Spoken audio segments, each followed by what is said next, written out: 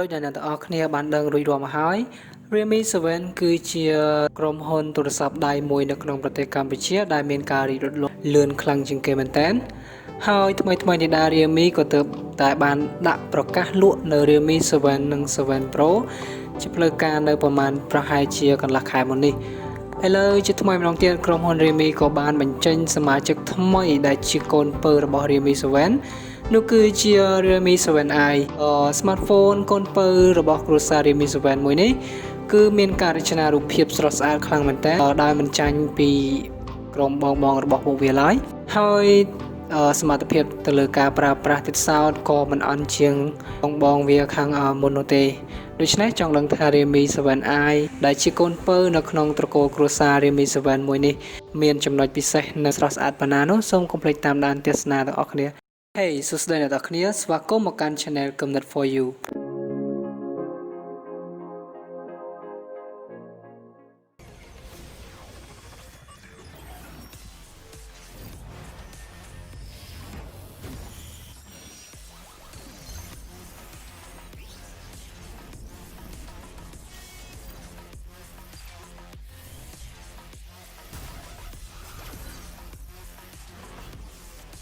Realme 7i. Capture sharper, play smoother. Realme smartphone. Dare to leap. អូខេជាដំបូងខ្ញុំសូមនិយាយអំពីការរចនារូបរាងរបស់ Realme 7i មួយនេះ Realme 7i គឺមានការរចនាដោយមិនខុសពីត្រកូលបងរបស់ពួកវាប្រហែលឡើយដោយផ្ទៃខាងក្រោយខ្នងរបស់វាក្រាលទៅដោយជួរផ្លាស្ទិក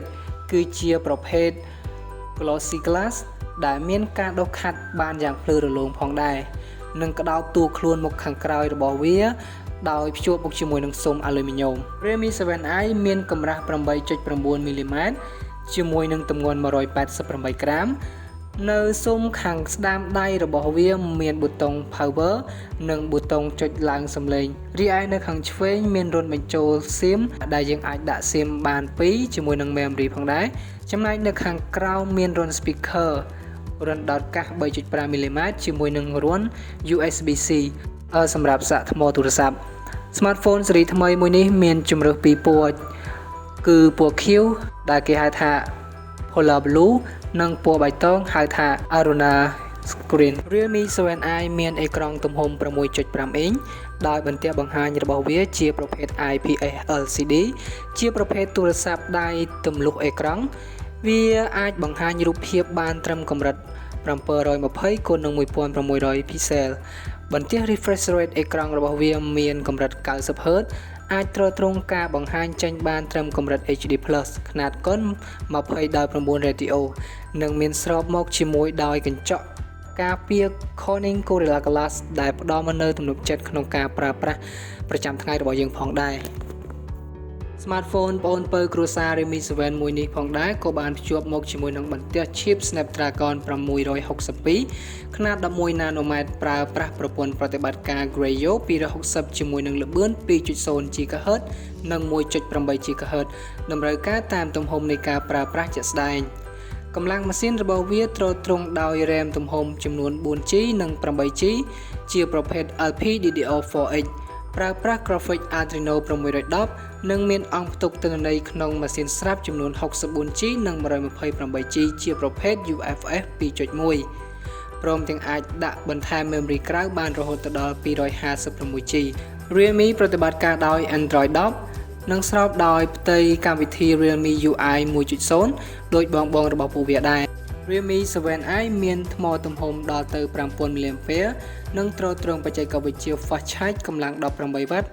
ដោយប្រើរន្ធចម្លងប្រភេទ USB Type-C អូខេបាននិយាយដល់ប្រព័ន្ធកាមេរ៉ាថតរូបរបស់ Realme 7i របស់យើងវិញ Realme ត្រូវបានដំឡើងដោយកាមេរ៉ាក្រោយចំនួន 4 គ្រាប់ជាមួយនឹងអំពូលភ្លើង LED flash 1គ្រាប់និងកាមេរ៉ាមុខចំនួន 1គ្រាប់កាមេរ៉ាក្រោយចំនួន 4 គ្រាប់របស់វាគឺមាន lens មេទំហំ 64 megapixel មាន aperture 1.7 lens ultra wide ទំហំ 8 megapixel មាន aperture 2.2 អាចផលិតប្លង់ទូលាយបានដល់កម្រិត 119 ដឺក្រេ lens macro ទំហំ megapixel និង lens mono ជ្រុងទំហំ 2 megapixel ជាមួយនឹងកម្រិត aperture 2.4 ដូចគ្នាចំណែកឯកាមេរ៉ាខាងមុខមួយគ្រាប់ ជា lens ទម្លុះអេក្រង់សម្រាប់ថតរូប selfie ដែលវាមានទំហំ16 megapixel មាន aperture 2.1 ប្រើប្រាស់ជាមួយនឹងប្រព័ន្ធ sensor Sony IMX 471 អូខេសម្រាប់អ្នកទាំងអស់គ្នាតើអ្នកទាំងអស់គ្នាគួរគិតបែបណាជាមួយនឹងទូរស័ព្ទដៃ Realme 7i មួយនេះជាមួយនឹងខ្ចប់តម្លៃ$249ដែលយើងទទួលបានជាមួយនឹងអេក្រង់ refresh rate 90Hz អេក្រង់ទំហំ 6.5 អ៊ីងកាមេរ៉ា64 megapixel និងមានថ្មទំហំដល់ទៅ 5000 mAh អូខេវីដេអូរបស់ខ្ញុំគឺមានតែប៉ុណ្្នឹងទេអរគុណអ្នកនរគ្នាដែលបានតាមដានទស្សនាបើសិនជាមានពាក្យសម្ដីណាលើសលួសនោះសូមអ្នកនរគ្នាអធិស្ឋានផងហើយបើសិនជាអ្នកនរគ្នាចូលចិត្តកុំភ្លេចចុច like share subscribe នៅវីដេអូរបស់ខ្ញុំដើម្បីទទួលបាននូវវីដេអូព័ត៌មានអំពីទូរស័ព្ទដៃថ្មីៗ